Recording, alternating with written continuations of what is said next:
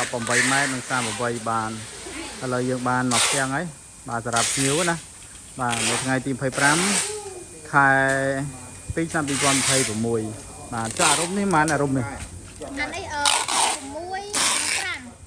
16.5បាទតង់ខ្មៅដែរណា ខ្មៅ UV មក UV ប៉ុន្តែរុំជាមួយនឹង QUV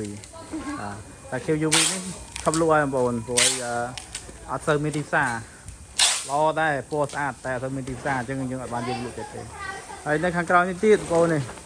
យើងធ្វើជុំភ្ញៀវជាបន្តបន្ទាប់ហើយបងប្អូនធ្លាប់ឃើញតង់ស្លាទុំហ្នឹងបាទតង់ស្លាទុំកង់ការ៉េស្លាទុំណា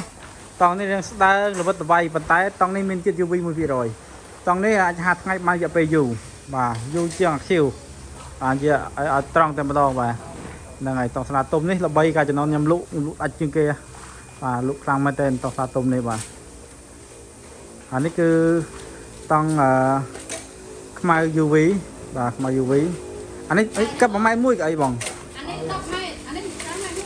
រ1 5ម៉ែត្រ1 អានេះ5ម៉ែត្រ5ម៉ែត្រ1ក៏វិញម្ល៉េះបង